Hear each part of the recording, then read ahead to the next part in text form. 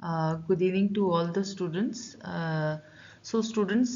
Today we are going to cover the topic National Curriculum Framework 2005, and we are taking highlights only, so that if it comes as a short note, you can cover all the important topics of NCF 2005. So first of all, we'll go through that what is NCF. Basically, NCF 2005 is a guideline for a syllabus for textbook and the for teaching practices for the school in India. हमारे India में जो school में education system है, इसमें teaching learning के लिए क्या practices होनी चाहिए, क्या बुक्स होनी चाहिए, कैसा सिलेबस होना चाहिए, इन सब की गाइडलाइंस के लिए नेशनल करिकुलम फ्रेमवर्क 2005 बनाया गया. The publisher, when we are talking about the publisher, so NCERT, National Council of Educational Research and Training, is the publisher of this document, and the head of the document was professor Yashpal. Professor Yashpal ने इसको तैयार किया. इनकी अध्यक्षता में, इनकी leadership में ये तैयार किया गया. National curriculum framework 2005 based on NEP, national policy of education, जो 1986 से 1992 में आई थी, इसके ऊपर आधारित है हमारा नेशनल करिकुलम फ्रेमवर्क. और 93 में जो एक रिपोर्ट आई थी, that was the learning without the burden. So इस थॉट को माइंड में रखते हुए नेशनल करिकुलम फ्रेमवर्क 2005 बनाया गया. और नेशनल करिकुलम फ्रेमवर्क जो है वो उसको ट्रांसलेट किया गया 22 लैंग्वेजेस में, so that all over the India एक जैसा करिकुलम बच्चों के लिए रखा जा सके. So basically, what is the introductory part of the NCF 2005? That this is the fourth national curriculum framework. इसके पहले जो नेशनल करिकुलम फ्रेमवर्क आया, उसमें से सबसे पहला आया 1975 में, उसके बाद आया 1988 में, और उसके बाद आया 2000 के अंदर.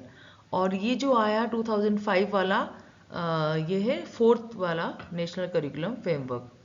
So National Curriculum Framework 2005 is based on a constructivistic approach, और कंस्ट्रक्टिविज्म पर आधारित ये है.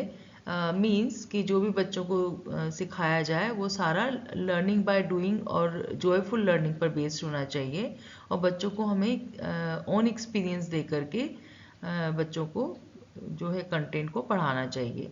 इससे बच्चों की लर्निंग अच्छी होगी, और they will learn fast as well as they will retain this knowledge for a long time. It begins with a quotation from the Tagore essay. जो टेगोर है, इन्होंने जो एक ऐसे लिखा था, that was civilization and progress. इसके अंदर इन्होंने मेंशन किया था creative spirit and generous joy are key in childhood.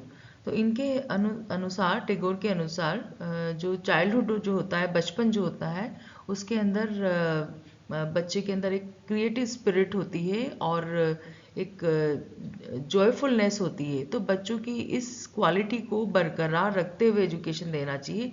Education ऐसी नहीं होनी चाहिए जो बच्चों में बर्डन क्रिएट करे, और बच्चों का जो ये एक नेचुरल, जिसे बोलते हैं नेचुरल कैरेक्टरिस्टिक्स हैं, क्रिएटिव स्पिरिट और जनरस जॉय, उसको ख़त्म ना करे, बल्कि उसको बरकरार रखते हुए, उसको मेंटेन रखते हुए बच्चे को हमें एजुकेशन देनी चाहिए, बल्कि हमें इसको और मोटिवेट करना चाहिए. So what are the special features of NCF 2005? Special features are learning without burden, to make learning a joyful experience. जो बच्चों का सीखने का तरीका होता है, उसमें जो भी हम एक्टिविटी शामिल करें वो बर्डन फ्री होनी चाहिए और जॉयफुल होनी चाहिए. Develop a sense of self reliance and dignity of the individual. हमें जो भी हम बच्चों को पढ़ाते हैं वो कुछ इस तरीके से करनी चाहिए सारी एक्टिविटीज़ कि बच्चों के अंदर एक आत्मनिर्भरता है, एक sense of responsibility, sense of self awareness आए, और उनके बच्चे अपने आप को डिग्निटी फील करें. इसके अंदर ये सारी चीज़ों का हमें ख्याल रखते हुए टीचिंग लर्निंग प्रोसीजर को प्रिपेयर करना चाहिए. Develop child centred approach. जो भी हमारा करिकुलम हो उसका जो भी स्ट्रैटेजी वो ऐसी होनी चाहिए जो कि चाइल्ड सेंटर्ड हो। बच्चों की एबिलिटीज़, उसकी क्षमताएं, उसकी जो जिसे बोलते हैं ना कि लाइक नेचुरल हैबिट्स, उन सबको ख्याल में रखते हुए, और हमें इंडिविजुअल डिफरेंसेस इनफैक्ट इन सब चीज़ों को ख्याल में रखते हुए हमें करिकुलम डेवलप करना चाहिए। promote universal enrollment and retention up to the age of 14। Usually देखा गया है कि बच्चे स्कूल में एडमिशन लेते हैं, फोर्सफुली हम एडमिशन करा देते हैं, बट बच्चे रुकते नहीं है स्कूल में because of their personal circumstances, और वो ड्रॉप आउट कर जाते हैं। तो first of all national curriculum framework का ये एम था कि जो हमारा जो एनरोलमेंट है बच्चों का वो यूनिवर्सल होना चाहिए, यानी कि 100% बच्चे जो हैं 14 ईयर तक के वो स्कूल में एडमिशन लें और पढ़ें। ऐसा ना हो कि वो इन बिटवीन क्लास छोड़ के और स्कूल छोड़ के चले जाएं, वो सब नहीं होना चाहिए। ये इसके स्पेशल फीचर्स के अंदर शामिल है। साथ ही साथ में फीलिंग ऑफ वननेस, डेमोक्रेसी और unity has to be there in the student.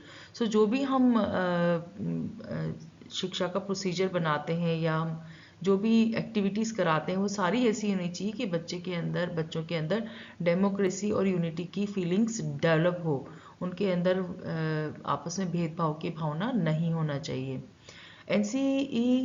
NCF 2005 ensured that irrespective of caste, creed and religion are all provided with the standard curriculum। चाहे बच्चा किसी भी जाति का हो, धर्म का हो, किसी भी समुदाय का हो, हमें उनको एक ही जैसा करिकुलम प्रोवाइड कराना चाहिए ऑल ओवर द इंडिया। ये थे सारे हमारे इसके special features. Now will go through with the guiding principles. So what are the guiding principles of the NCF 2005 are ensuring that learning shifts away from the rote method। Usually जो है learning जो है वो रटने पर believe करते हुए देखा गया है, तो ऐसा नहीं होना चाहिए। हमें बच्चों का जो रटने का जो आदत है उससे बच्चों को दूर करना है, इस बात का हमें ख्याल रखना चाहिए। बच्चों को learning by doing, learning by experiences, learning by feeling करके हमें बच्चों को सिखाना है, उसको रटाना नहीं है कंटेंट को। इस बात पर हमें विशेष ख्याल रखना चाहिए। Connecting knowledge to life outside the school. जो बच्चों को जो भी हम स्कूल में सिखाते हैं वो जो नॉलेज है वो इस तरह की होनी चाहिए कि उनके जो आसपास का एनवायरनमेंट है, जो सोसाइटी है, उससे कनेक्टेड हो। ऐसा नहीं होना चाहिए कि बच्चा एलियन की तरह फील करे क्लास में या स्कूल में आके, या स्कूल से बाहर निकल के जब वो सोसाइटी में जाता है, तो ऐसा नहीं होना चाहिए। उसको जो भी हम एग्जाम्पल्स दें वो सारे उसकी रूटीन लाइफ से जुड़े हुए होने चाहिए। Enriching the curriculum so that it goes beyond text book. जो बच्चों को हम लर्निंग एक्सपीरियंस देते हैं, लर्निंग एक्सपीरियंसेस ऐसे होने चाहिए जो सिर्फ बुकिश ना हो, सिर्फ किताबों तक सीमित ना हो।